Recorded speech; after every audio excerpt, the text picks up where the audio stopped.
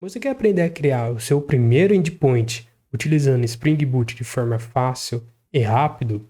Nesse vídeo eu vou estar mostrando para vocês como tá fazendo isso. Antes de tudo, clique no gostei, se inscreva no canal e ative o sininho, beleza? Então, bora pro vídeo. Olá a todos, sejam bem-vindos a mais um vídeo aqui no canal. Eu sou o Lucas e nesse vídeo vamos dar continuidade ao nosso projeto de um cadastro de clientes aqui utilizando o Spring Boot, beleza?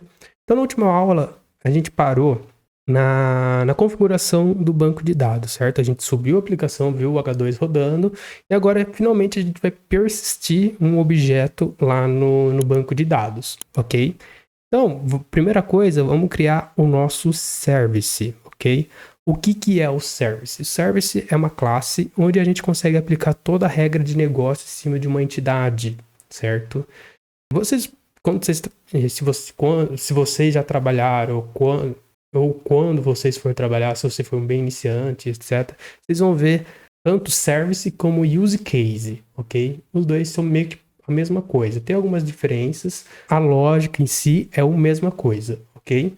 Então, vamos criar aqui dentro de domain o nosso serviço. Okay? Então, aqui vai ser Customer Service, certo? Então, eu estou aplicando regras de negócio no meu customer, certo? Beleza. Então, aqui, dentro de Customer Service, eu vou ter a minha anotação @service, certo? Como eu disse no último vídeo, ele estende @component. Então, eu consigo fazer injeção de dependências em cima dessa classe, ok? Eu consigo injetar ela e receber injeção de dependência também, beleza? E qual classe a gente vai receber? Private Val, e a gente vai receber Customer SQL, certo? Que a gente criou lá. Aqui, como a gente disse no início, no outro vídeo, que domínio não pode conhecer application resources, tem uma abordagem para fazer isso. A gente pode criar uma interface e injetar a interface, tá? E vamos fazer isso. Então aqui, eu vou criar uma nova classe chamada Customer Repository também, tá? Pode ficar um pouquinho confuso, porque a gente já criou um Customer Repository, porém ele está no package de Resources. Aqui eu estou no package de Domains, tá? Então, esse Customer Repository, ele não sabe qual banco de dados eu estou utilizando. Então, eu posso utilizar um Postgres, um H2, um Mongo, um Dynamo.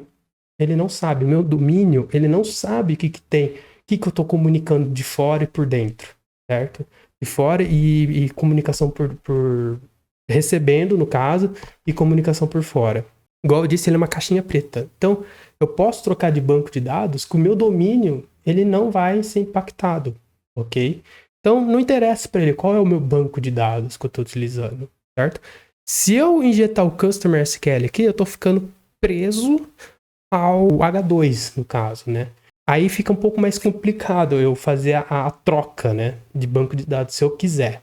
Então, eu criando uma interface aqui, eu abstraio isso e o meu domínio não sabe quem é o meu banco de dados, ok?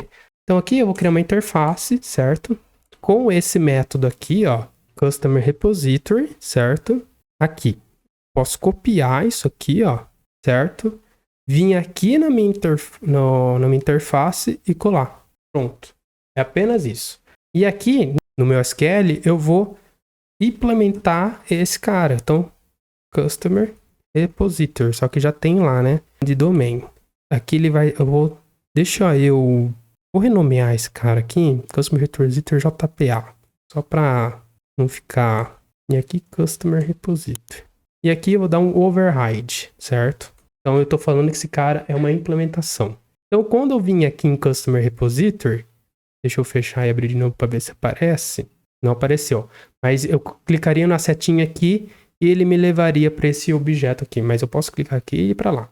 Beleza. Então é isso. Ok? Então, o meu Customer Service aqui, Customer Repository, ele já não tem mais aquele import. Então, eu não conheço o meu pacote Repository, Resources, e também não vou conhecer o meu pacote Application. Ele está isolado. Beleza? É uma boa prática isso. Perfeito. Então aqui, vou criar meu método de criar. Create customer, certo? Eu vou receber um customer e vou devolver um customer. Beleza. Então aqui, por enquanto, a gente só tem uma instrução. Então a gente pode fazer assim, ó, return, certo? Que é repository.save. E eu quero um customer. Então, customer. Beleza, apenas isso por enquanto, tá? Porém, no Kotlin, a gente pode fazer isso aqui.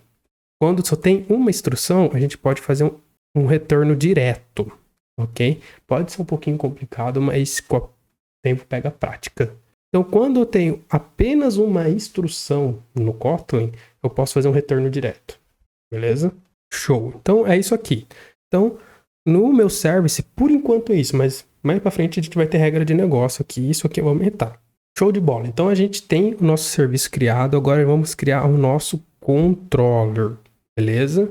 Então, aqui, vamos criar o nosso controller. Vamos criar aqui um customer controller, ou endpoint, como você deseja chamar, os dois termos estão corretos.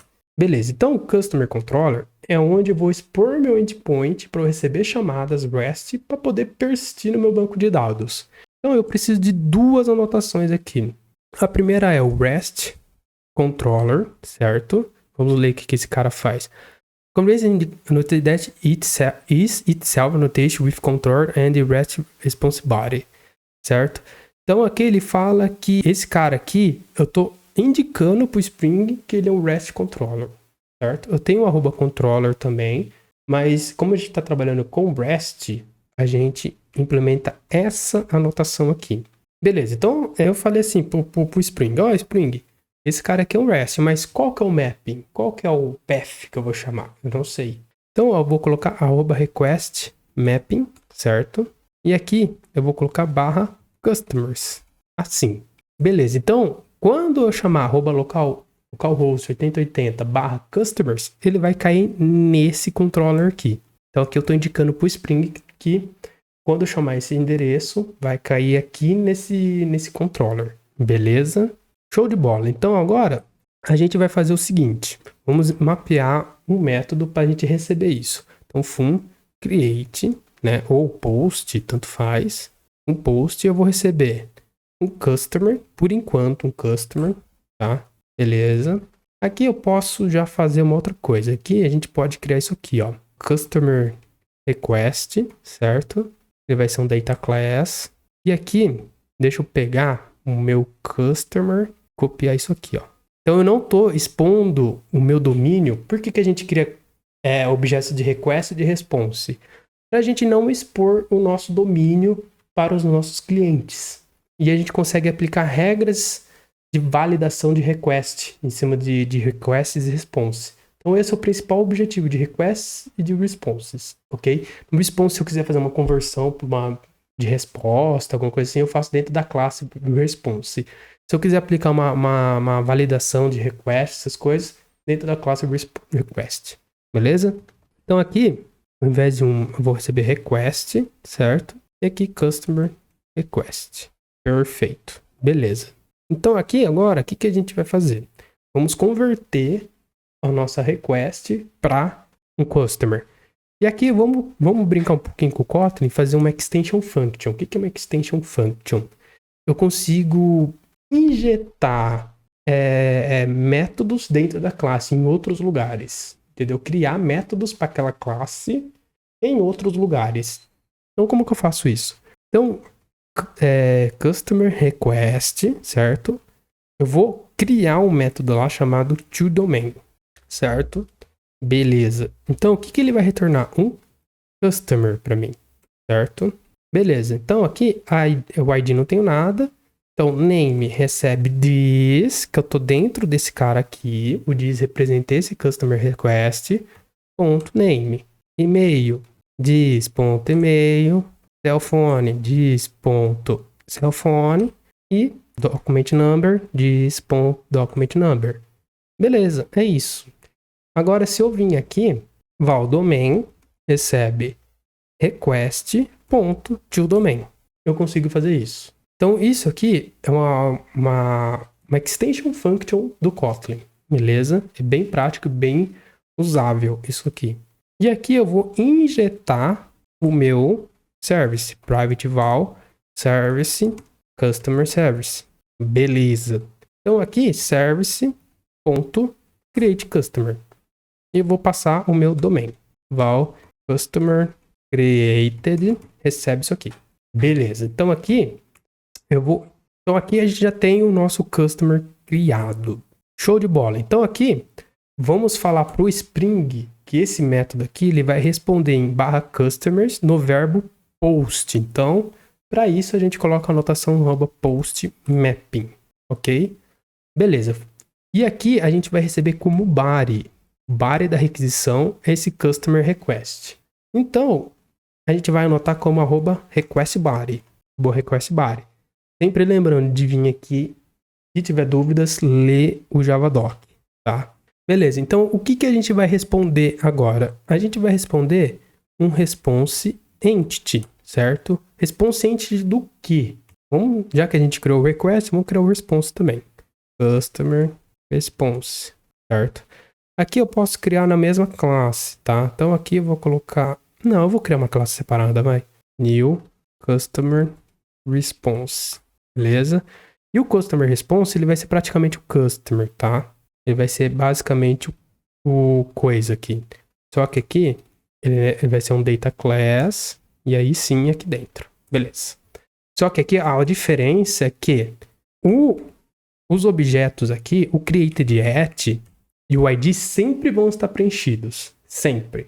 Então, se eu responder o customer, ele vai ter um ID e um created@, menos o updated@.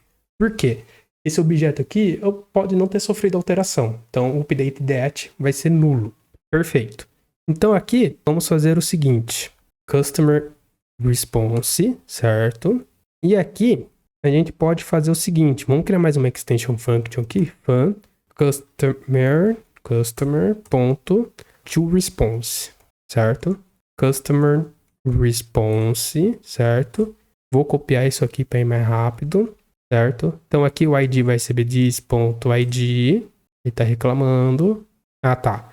Aqui eu vou colocar o exclamação, já explico já. Created@ diz.created@ e updated@ diz.updated@.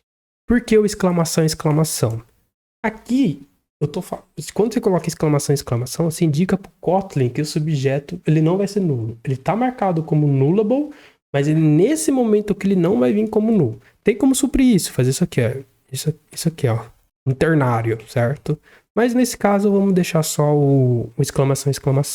Beleza, então aqui, vamos fazer aqui, val response, recebe, created, customer created.toResponse. Ou a gente pode fazer isso aqui, para ir mais rápido. Response e aqui response. Então aqui eu estou pegando o valor que eu devolvi, que o método vai devolver e já convertendo para response. Beleza? Basicamente isso. E aqui return response entity, o que? Meu response e o http status do spring.created.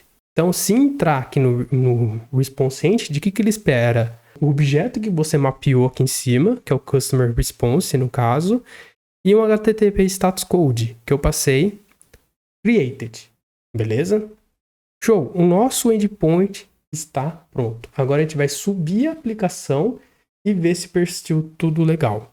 Beleza, então, pessoal. Agora, abrindo aqui o Postman e fazendo uma requisição post em localhost 8080/customers, eu coloquei esse seguinte body aqui, selecionando a opção body, raw, name, document number, telefone e e-mail no formato JSON. Se a gente executar, ele vai trazer aqui o nosso objeto, né, com o ID, com a hash que eu disse, o name, o e-mail, o document number, tudo, e o created@ com o valor já foi salvo, e o updated@ por enquanto é null, então a gente não atualizou seu objeto.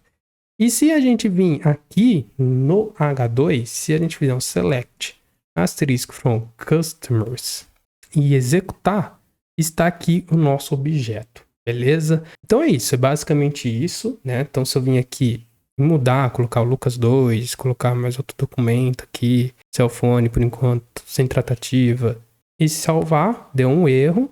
Vamos ver o erro que deu. Ah, tá. Boa. Esse erro aqui é o unique que a gente colocou lá no último vídeo. Então eu já tenho teste, @teste. Então aqui, teste 2, agora sim. Deixa eu salvar, tá vendo como que funciona? A trava. E tá aqui agora, beleza? Inclusive, se você vir aqui e olhar os index, tá aqui, ó, os index criados. Ele cria com os nomes tudo aleatório, mas tá aqui os index, beleza? Então é isso, pessoal. Se você gostou desse vídeo, clique em gostei, compartilhe. E no próximo vídeo a gente vai fazer um método get para fazer buscas em cima desses customer que a gente criou, beleza? Então é isso. Muito obrigado e valeu.